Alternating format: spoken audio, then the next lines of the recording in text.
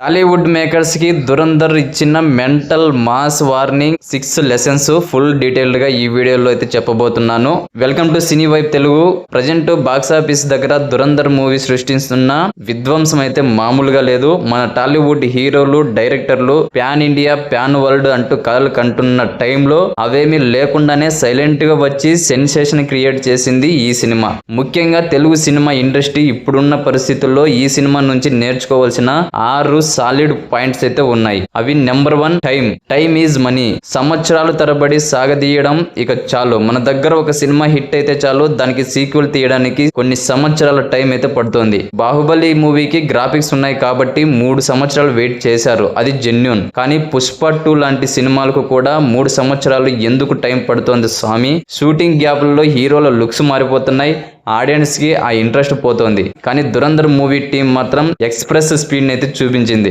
2 పార్టుల shooting ని ముందే plan చేసుకొని దాదాపు ఒకేసారి కంప్లీట్ చేసేశారు. ఫస్ట్ పార్ట్ రిలీజ్ అయిన జస్ట్ 3 నెలల్లోనే సెకండ్ పార్ట్ కూడా వచ్చేసింది. అప్పుడే సెకండ్ పార్టా అని ఆడియన్స్ కూడా చాలా మంది షాక్ అయ్యే లోపే సినిమా థియేటర్ లో కూడా వచ్చేసింది. మన సలారు, కల్కి, దేవరా మేకర్స్ ఈ స్పీడ్ చూసి షాక్ అయ్యారు కూడా. నెంబర్ 2, కంటెంట్ మీద నమ్మకం. లాస్ట్ మినిట్ ఎడిటింగ్ సర్కస్ అయితే వద్దు. మన తెలుగు సినిమాల్లో ఒక బ్యాడ్ హ్యాబిట్ ఉంది. ఫస్ట్ పార్ట్ భారీ హిట్ అవ్వగానే సెకండ్ పార్ట్ లో ఏదో అద్భుతం చేసేయాలని కథని మార్చేస్తుంటారు. పుష్ప ఫస్ట్ పార్ట్ నార్త్ లో హిట్ అవ్వగానే పుష్ప 2 లో చాలా మార్పులు అయితే చేశారు. కానీ దురంధర్ మూవీ డైరెక్టర్ మాత్రం తన ఒరిజినల్ విజన్ మీద నిలబడ్డారు. ఫస్ట్ పార్ట్ అనుకోని వసూళ్లు కొట్టినా సెకండ్ పార్ట్ లో అనవసరమైన కమర్షియల్ సీన్స్ ఏవి కూడా యాడ్ చేయలేదు. షూట్ చేసిన సీన్లను ఎడిటింగ్ లో లేపేసి మళ్ళీ రీషూట్లు చేసే గందరగోళం అస్సలు లేదు. వాళ్ళు నమ్మింది కంటెంట్ ను మాత్రమే, అందుకే రిజల్ట్ కూడా ఇంత సాలిడ్ గా అయితే ఉన్నది. నెంబర్ 3,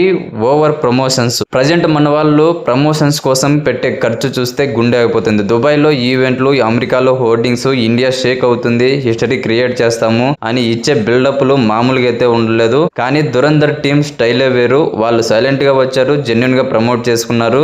ఎలాంటి హడావుడి లేకుండానే జనాల్లోకి సినిమా వెళ్ళిపోయింది. ఓవర్ హైప్ క్రియేట్ చేసి థియేటర్ లో డిసప్పాయింట్ చేయడం కంటే లో ప్రొఫైల్ లో వచ్చి బ్లాక్ బస్టర్ కొట్టడం ఎంత బెటరో ఈ సినిమా అయితే ప్రూవ్ చేసింది.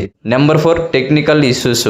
మన హీరోల ఫ్యాన్స్ కి ఇది బాగా అలవాటు కూడా అయిపోయింది. సాయంత్రం 5 గంటలకు టీజర్ అని అనౌన్స్ చేస్తారు, 5 అవుతుంది, 6 అవుతుంది, తీరా 7 గంటలకు అనుకోని కారణాల వల్ల పోస్ట్ పోన్ అని ఒక నోట్ అయితే రిలీజ్ చేస్తారు. ప్రభాస్ నుంచి నాని వరకు అందరూ కూడా ఈ డిలే గేమే ఆడుతున్నారు. కానీ దురంధర్ మూవీ విషయంలో అలాంటి జిమ్మికులు లేవు. చెప్పిన టైంకి చెప్పిన క్వాలిటీతో టీజర్, ట్రైలర్ రిలీజ్ చేశారు. మేకర్స్ మీద ఆడియన్స్ కి నమ్మకం కలగాలంటే ఇలాంటి ప్రొఫెషనలిజం చాలా ఉండాలి. నెంబర్ 5, టికెట్ రేట్లు. ఒకప్పుడు 100 రూపాయలకి సినిమా చూసేవాళ్ళం. ఇప్పుడు పెద్ద హీరో సినిమా వస్తుందంటే చాలు గవర్నమెంట్ దగ్గరకు వెళ్లి టికెట్ రేటు పెంచండి స్వామి అని అడుక్కోవడం కామన్ అయిపోయింది. 300 రూపాయలు, 400 రూపాయలు పెట్టి సినిమా చూడాలంటే ఫ్యామిలీ ఆడియన్స్ భయపడుతున్నారు. కానీ దురంధర్ మూవీ మాత్రం ఒక సంచలనం సృష్టించింది. 1000 కోట్లు కొట్టడానికి రేట్లు పెంచాల్సిన పని లేదని కేవలం 150 రూపాయలకి టికెట్ ఇచ్చి హిస్టరీ క్రియేట్ అయితే చేసింది. పైగా రిలీజ్ కి 10 రోజుల ముందే బుకింగ్స్ కూడా ఓపెన్ చేసింది. మన ఉస్తాద్ భగత్ సింగ్ సినిమా లాంటి లోకల్ సినిమాలకు కూడా 300 రూపాయలు టికెట్ పెడితే ఎలా? And last and final number 6, heroism.